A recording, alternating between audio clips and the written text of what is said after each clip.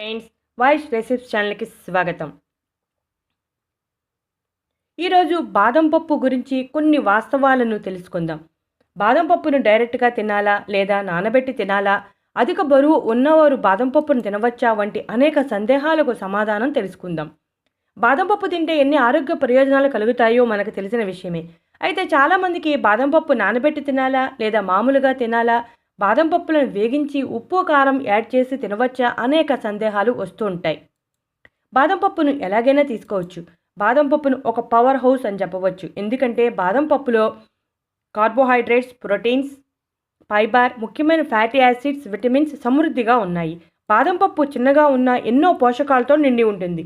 Dieting చేసేటప్పుడు కూడా బాదం పప్పును తీసుకోవచ్చు. బాదం పప్పు తినడం వల్ల మెమొరీ పెరుగుతుంది. అంతేకాకుండా నర్వస్ సిస్టమ్కి, జీర్ణ వ్యవస్థకి ఎంతో సహాయపడుతుంది.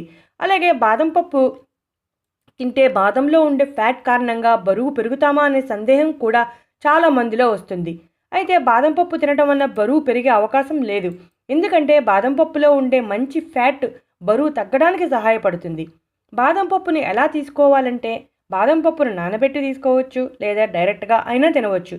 బాదం పప్పును క్రష్ చేసి సలాడ్, ఫ్రూట్ ముక్కల మీద, కూరల మీద జల్లుకుని కూడా తీసుకోవచ్చు.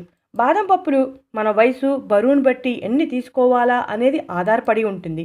బాదం పప్పును ఏ సమయంలో తీసుకుంటే మంచిది అనే విషయానికి వస్తే చాలామంది బాదం పప్పును నానబెట్టి ఉదయం తీసుకుంటే మంచిదని భావిస్తారు. అవును, అది కరెక్టే. ఉదయం బాదం పప్పును తీసుకుంటే ఉదయం సాలిడ్ ఐటెం తీసుకున్నట్టు అయ్యి ఉదయం బ్రేక్ఫాస్ట్ ప్రారంభించినట్లు అవుతుంది. అప్పుడు మెటబాలిజం యాక్టివిటీ ప్రారంభమవుతుంది. బాదం పప్పును నానబెట్టి తీసుకోవటం వల్ల సులభంగా జీర్ణమవుతుంది. అలాగే చాలామంది బాదం పప్పును నానబెడితే ఫ్యాట్ తగ్గుదని భావిస్తారు. కానీ రా బాదంలో ఎంత ఫ్యాట్ ఉంటుందో నానబెట్టిన బాదంలో కూడా అంతే ఫ్యాట్ ఉంటుంది. కొంతమందికి బాదం పప్పు తింటే ఎలర్జీ వస్తుంది. అలాంటి వారు బాదం పప్పును నానబెట్టి తింటే ఎలర్జీ కలిగించే కారకాలు తొలగిపోతాయి. ఎలర్జీ కలిగించే కారకాలు సాధారణంగా బాదం పప్పు పొట్టులో ఉంటాయి. కాబట్టి నానబెట్టి పై పొట్టు తీసేసి తింటే ఎటువంటి ఎలర్జీలు రావు. నానబెట్టిన బాదం పప్పు తొక్కతో తింటే మన శరీరానికి ఫైబర్ అందుతుంది. అలా అని ఎలర్జీ ఉండేవారు తొక్కతో తినకూడదు. బాదం పప్పుని ఏ వయసు వారు తినవచ్చు అనే విషయం గురించి కూడా చాలామందికి సందేహాలు ఉంటాయి.